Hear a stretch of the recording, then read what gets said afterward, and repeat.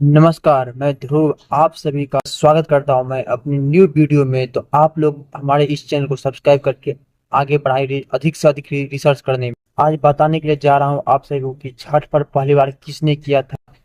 छठ पर्व की बहुत सारे ऐसी जानकारी जो कि बहुत सारे आदमी नहीं जानते हैं। तो चलिए हम बढ़ते हैं वीडियो की ओर। छठ पर्व की शुरुआत कहाँ से हुई थी और किसने किया था पहले। छठ पर्व महाभारत युग से ही चलती आ रही है, जो कि कर्ण के द्वारा किया गया था। कर्ण का पिता सूर्य सूर्य का भक्त कर्ण थे, जो कि घंटों तक जल में रह करके फिर जल अर्पित करके सूर्य देव को प्रणाम करते थे। माना जाता है कि माता सीता वनवास जाते टाइम मुंगेर की गंगा तट पर किया था, जहां पर कि शिलाखंड नाम से एक पत्थर भी स्थित है। चलिए हम बहुत सारी जानकारी है छठ पर्व की ओर बढ़ते हैं। तो छठ पर्व 4 रोज का पर्व होता है, जिसमें कि पहला रोज नहाय खाए, दूसरा रोज खरना, तीसरा रोज संध्या वर्जन सूर्य की, और चौथा रोज सूर्य अर्घ। और इस 4 रोज की पर्व में हम जानिए क्या क्या और कैसे कैसे करना चाहिए। तुम चलिए, पहला रोज जो व्रतीय महिला है वो सुबह नहा धो साफ सुथरे कपड़े पहनकर सूर्य देव को अर्घ दे करके अच्छे खाना खाना चाहिए। अच्छे मतलब जो खाने का लायक हो, मांस मदिरा नहीं खाना चाहिए। शुद्ध भोजन करना चाहिए, जिसमें कि कद्दू का सब्जी सबसे श्रेष्ठ माना गया है। और कद्दू का सब्जी में बहुत सारे विटामिन भी होते हैं। और चलिए हम कद्दू की एक बात और आपको बता दें। कद्दू सब्जी इसलिए भी खाया जाता है कि 36 घंटे का पर्व छठ का होता है, जिसमें कि व्रतीय महिला या एवं पुरुष को मदद करती है, इसलिए कद्दू का सब्जी अच्छी मानी गई है। तो चलिए, और कद्दू का सब्जी और भात खाया जाता है, यानी चावल। हर जगह पे अलग अलग तरीका से करते हैं, पर जो नियम का अनुसार है कुछ ऐसा ही है। तो हम चलिए अब आगे बढ़ते हैं वीडियो में। नहाए खाए के दूसरा रोज खरना, जो कि खरना में व्रतीय महिला सुबह उठ करके नहा धो करके अच्छे साफ सुथरे कपड़े पहन करके फिर पूरे दिन बिना अन्न जल ग्रहण कर किए रह करके शाम को एक मिट्टी की न्यू चूल्हे बना करके मिट्टी के बर्तन में खीर बना करके प्रसाद बनाया जाता है, जिसमें कि हम फल के नाम बता दें। केला, सेब, अंगूर और अन्य और बहुत सारे फल है जो कि आप शामिल कर सकते हैं। फल के मध्य में कोई सा भी फल हो तो शामिल कर सकते हैं। खीर में डालने के लिए आप काजू, किशमिश, पिस्ता, बादाम, सौंफ और भी बहुत ऐसे चीज है जो कि हम सब खीर में इस्तेमाल करते हैं, हम इस्तेमाल कर सकते हैं। मीठा चीज का जो भी हो इस्तेमाल कर सकते हैं। वैसे एक बात बता दूं आप सभी को कि चीनी से अच्छा विशेष महत्व गुड़ को दिया गया, जिसे शक्कर हम लोग कहते हैं। तो खीर बनाने के लिए शक्कर का इस्तेमाल करने से बहुत ज्यादा फायदा होता है, और इससे इसे शुभ भी माना गया है, इसीलिए गुड़ का ही इस्तेमाल करना चाहिए। चलिए हम खरना के शाम को और बता दें कि खीर जो बनाई गई है वो प्रसाद ग्रहण व्रतीय महिला कर सकती है, और उस वहीं से शुरुआत होती है छठ की संध्या वर्धन के लिए। तो इसीलिए वह प्रसाद अवश्य ही खाना चाहिए व्रतीय महिला को। अब चलिए छठ के तीसरे रोज, छठ पर्व के तीसरे रोज, जो कि हम सब सभी लोग जानते हैं कि ठेकुआ बनाते हैं, भुसवा बनाते हैं, और बहुत सारी पूड़ियाँ बनाते हैं जिसमें कि नमक ना हो, बिना नमक वाले, और उसे हम चढ़ाते हैं। तो हम इसमें अब एक्सप्लेन करने के लिए आप सबको जा रहे हैं कि इसमें क्या क्या लेना चाहिए और सही माना गया है, क्या क्या नहीं लेना चाहिए, क्यों लेना चाहिए, इस पर हम बताते हैं। चलिए आगे में। तो चलिए, हमारे इस चैनल पर पहली बार आए हैं तो आप सब सब्सक्राइब करके हमें अच्छे रिसर्च सेंटर बनाने का मौका दीजिए, और आपका स्वागत है मेरे चैनल पर। तो चलिए हम बढ़ते हैं।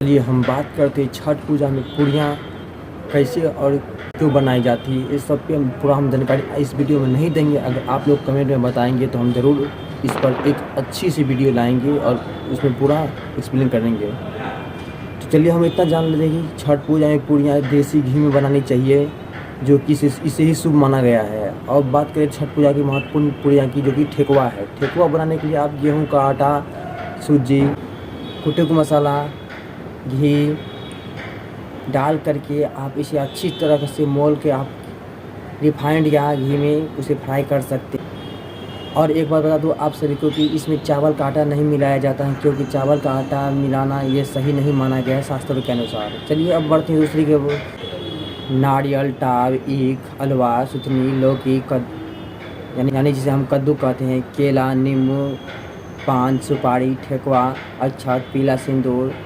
दीपक, घी, धूप बत्ती जिसे हम अगरबत्ती कहते हैं, और भी ऐसी बहुत सारी चीज़ हैं जैसे कि ढकिया, कौनिया, सोप, पीतल के बर्तन एवं मिट्टी के कुछ बर्तन इस्तेमाल किए जाते हैं। नारियल संस्कृत भाषा में श्रीफल कहा जाता है, क्योंकि श्रीफल यानी लक्ष्मी माता का स्वरूप, इसीलिए यज्ञ, महायज्ञ, छोटा पूजा पाठ में हर जगह नारियल का इस्तेमाल किया जाता है। इसीलिए छठ पूजा में भी इस्तेमाल किया जाता है। और गन्ना इसलिए भी चढ़ाया जाता है क्योंकि गन्ना पर कोई पशु या पक्षी बैठ नहीं सकता है, इसीलिए गन्ना शुभ माना जाता है। और गन्ना इसलिए भी चढ़ाते हैं क्योंकि गन्ना चढ़ाने से घर में मिठास बना रहे, इसलिए भी चढ़ाते हैं। केला हर जगह चढ़ने वाली ऐसा चीज़ है जो कि हम सब इस्तेमाल करता हूँ। आप हमारे चैनल को सब्सक्राइब करके आगे बढ़ाने में मदद ज़रूर करेंगे।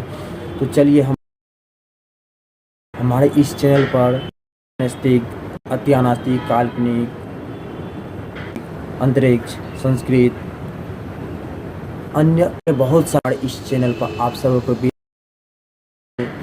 इस पर चर्चित करने का मौका सब्सक्राइब करके ज़रूर दें। तो चलिए बढ़ते हैं। महत्वपूर्ण जानकारी आप सभी को दे दें कि पूजा में इस्तेमाल की गई सुपारी को या ब्राह्मण को दान देना चाहिए या किसी नदी में उसे अर्पित कर देना चाहिए। इसे खाना नहीं चाहिए।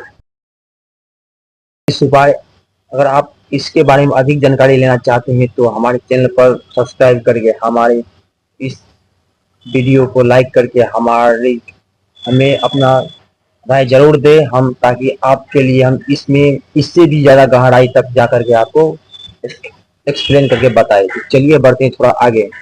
चलिए अब बात करते हैं अक्षत यानी चावल चढ़ाने की परंपरा। चावल इसलिए चढ़ाते हैं क्योंकि हमारे घर में कई तरह के कठिनाइयों जो आने वाले रहते हैं, इससे हमें छुटकारा मिलते हैं, इसलिए चावल चढ़ाते हैं। चावल सफेद होने के कारण इसे शांति का भी प्रतीक माना जाता है, इसलिए भी चढ़ाया जाता है। यानी अक्षत चावल के ऊपर छिलका रहने के कारण यह जूठा भी नहीं होता है, इसीलिए भी चढ़ाते हैं। चलिए अब बढ़ते हैं थोड़ा और आगे। धार्मिक ग्रंथों के अनुसार चावल कई जगह पे चढ़ाए जाते हैं, यानी अक्षत पर पूजा पाठ में अक्षत को इस्तेमाल किया जाता है। हवन, यज्ञ, पूजा, प्रसाद, किसी भगत के पास जाते हैं उसमें भी अक्षत, हर एक जगह पर अक्षत का इस्तेमाल किया जाता है। सूर्य अर्घ डूबते सूर्य एवं उगते सूर्य को देना चाहिए, नहीं कि सुबह को दिए शाम को नहीं। आप दोनों टाइम इस अर्घ दे सकते हैं। अर्घ के लिए तांबे का बर्तन ही इस्तेमाल किया जाना चाहिए, यही शुभ माना गया है। और मिट्टी का बर्तन उपयोग नहीं किया जाना चाहिए, इसे धार्मिक ग्रंथों के अनुसार अशुभ माना गया है। छठ पूजा में केवल पीतल एवं तांबे का बर्तन ही इस्तेमाल करें। जल, लाल फूल, अक्षत, रोली, मोली, कुमकुम डाल के सूर्य देव को आप अर्घ दे सकते हैं। अब बात करते हैं छोटे लेवल अर्घ, यानी जो दूसरे बंदे अर्घ देते हैं। इसमें आप दूध का इस्तेमाल कर सकते हैं। केवल दूध रहे तो इसे ही अच्छा माना गया है। अगर आपके पास दूध कम है तो आप इसमें पानी मिला करके आप अर्घ दे सकते हैं, मगर ऐसा है कि दूध का ही इस्तेमाल करने से अच्छा रहता है। चलिए आज की वीडियो में बस इतना ही। तो चलिए हम मिलते हैं किसी अगले वीडियो में आप सबकी फरमाइश के अनुसार। तो हमारे इस चैनल को तब तक सब्सक्राइब करके हमें अपना योगदान अवश्य ही दें, ताकि हम आप सभी को अच्छे से अच्छे टॉपिक पर बात बताते रहे और हमें अधिक से अधिक रिसर्च करने का मौका आप लोग अवश्य ही दे। तो चलिए, ये ध्रुव रिसर्च सेंटर में आप सभी का स्वागत है। तो चलिए हम मिलते हैं अगले वीडियो में। अपना कमेंट में जरूर बताएं।